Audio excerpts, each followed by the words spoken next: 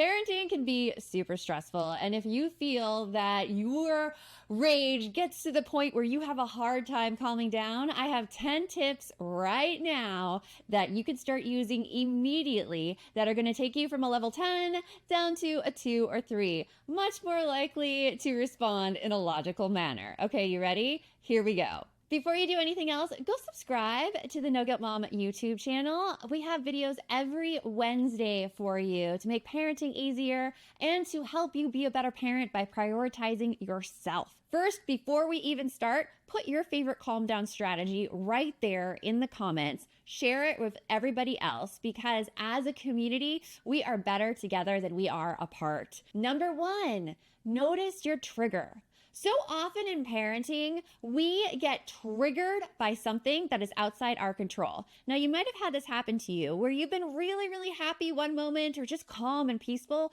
and all of a sudden it feels like you want to jump out of your own skin. Something has triggered you. And for you to get more control over your own emotions and stay calmer, you need to figure out what that is. Now, I have to tell you, it is impossible to do in the moment. You can't do it. But what you can do is later on, reflect on it. Maybe do some journaling. Go back to that time and be like, hey, you know what? I was really happy and then I was really down on myself. What happened? I can give you an example. One time I was in the kitchen cooking dinner and my son, who was 2 at the time, was right there playing at my feet. I was really happy and then all of a sudden I was just mad at everything he was doing. And when I looked back, I realized my trigger was he had come up and spilled something on me. He had spilled a drink on me. And because of that trigger, it led me to our second tip. What did you think when the trigger happened? This is so important because it's not just the trigger. It's not just the action our kids take. It's how we process it, is what we think of what happened. So at that moment when my son spilled something on me, I'm like, oh my gosh, I can't keep anything together today. First, I'm late cooking dinner, like I'm starving. And then I have this child running around who I'm trying not to get to open the oven. And he just spilled water on me, which is going to further slow me down. Like those were my thoughts. And knowing that was going through my head leads me to our next step. What emotion did you feel? Now, our thoughts create our feelings. And because I was thinking, oh my gosh, I'm not going to have any time, like dinner's going to be pushed off longer, I was feeling stressed. I was feeling like I had way too much to do and not enough time to do it in. And I was feeling scared my son would do something to hurt himself. So once I identify those feelings, then we can go to step number 4. What is a more useful thought? Now, this is so game changing because I can take that first thought that I don't have enough time to do what I need to do and I'm completely late, and I can turn it into something like, hey, like 2-year-olds are a lot. They're a lot. And I can give myself this extra time to just slow down and call maybe somebody, call my sister, call my mom, vent about having to parent a 2-year-old. That thought then creates a new feeling, which leads us to step number 5. How do you feel thinking that instead? And when I think that instead, that 2-year-olds are a lot, I feel calmer.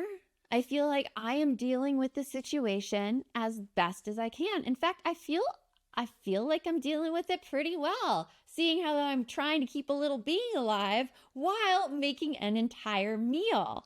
And by noticing your triggers like that, going back and thinking about them, reflecting on them, journaling them, using those first 5 steps I gave you, you're going to find that you're going to be able to start controlling your emotions more in the moment. It is a really powerful thing. Number 6, deep, calming breaths. Now, I know everybody tells you to breathe. Everybody tells you to breathe. But do you know the reason why you breathe?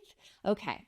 So when you're stressed, your body goes through the same response as if, say, like a tiger were running after you in the jungle. Like you're running, this tiger's on your tail. Like you feel the same amounts of stress in your body because your cortisol is pumping, your lungs are pumping, your heart is pumping, like everything is just stress.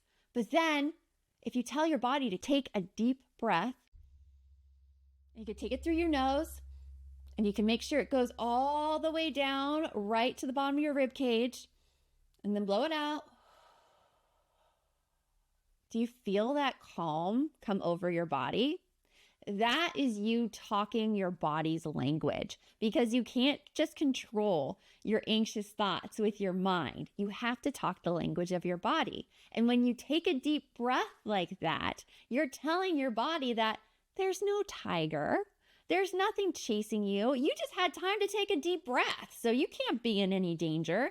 And that will calm your entire nervous system down. Now we're going to go into some steps of self-compassion, which are going to be the game changer. Number 7, acknowledge that you're hurting.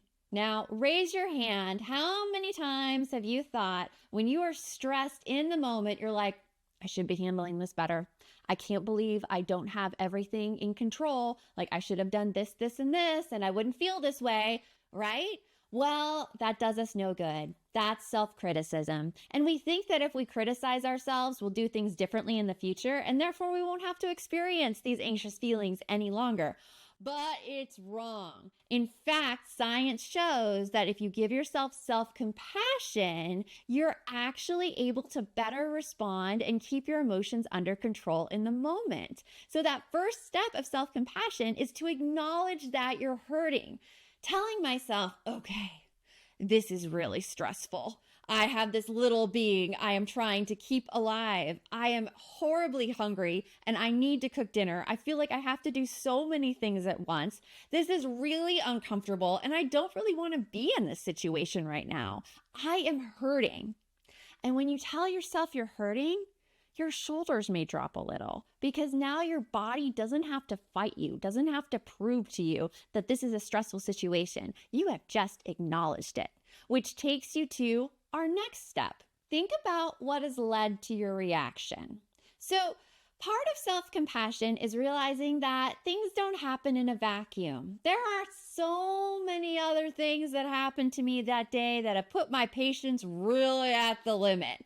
Perhaps we were late going to a doctor's appointment, or we had just pulled out of the driveway and I realized that I forgot to get gas and I had to go to the gas station and get gas. Once I was at the gas station, I narrowly avoided hitting someone else with my car. There were a lot of things piling up, meaning that something called my body budget was just ready to explode. So when I look at all those things, I'm like, no wonder I'm hurting. No wonder I'm stressed. This has been a day, which will then lead you into step number 9. Know that other people would feel the same way you do in this exact situation. This is called common humanity. This is where we feel less lonely because we realize that there are other people out there, other parents, other moms who are going through the exact same thing we are, and they would react in the same exact way. They would lose their cool. They would be impatient with their child. They would just want to run from their house screaming with all of this sensory touching and asking and pleading for things. Knowing that you're not alone, knowing that there are other people who feel the same way you do, help calm your body, help give yourself that compassion that you need, which then leads us to step number 10. Give yourself permission to comfort yourself. Now, for me, in that moment with my son, I took a break at that moment. I was like, hey, let's go outside and sit down for a little bit. We were able to go outside on the patio. I sat down. He ran around the yard with the dog, and I was able to just be in peace and not have to worry about keeping him away from the stove, about finishing dinner in time. I just gave myself a chance to relax. And sometimes what helps me is if I rub my arms like this, because just that touch can calm your body as well.